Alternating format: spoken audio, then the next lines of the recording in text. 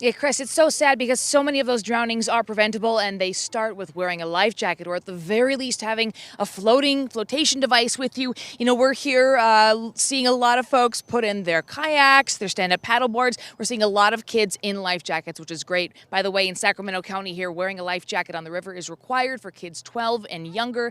And you know, I spoke with a man who is very familiar with the rivers in the Sacramento area, and he says it's important for folks to be just aware of the dangers before they hit the water.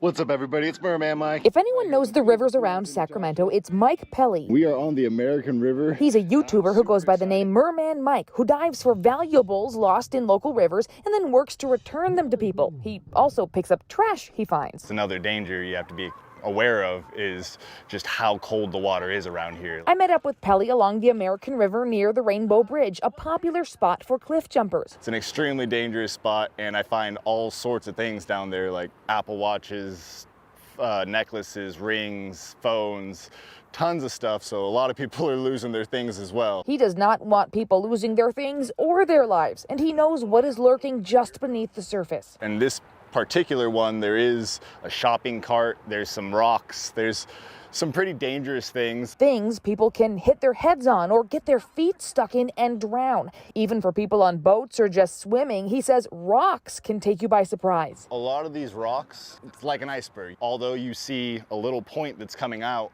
you try to go around it and end up hitting a rock that's maybe 6 inches below the surface, and it stops that paddleboard or kayak or little raft, but you keep going and end up falling out. That's why he and the drowning accident rescue team recommend people wear life jackets. Right now the water is both faster and colder than it was a couple of weeks ago, so the risk is a little bit higher than normal. I'm never trying to make it sound like the river is this awful, scary place, but you want to know the dangers so you can enjoy the beauty.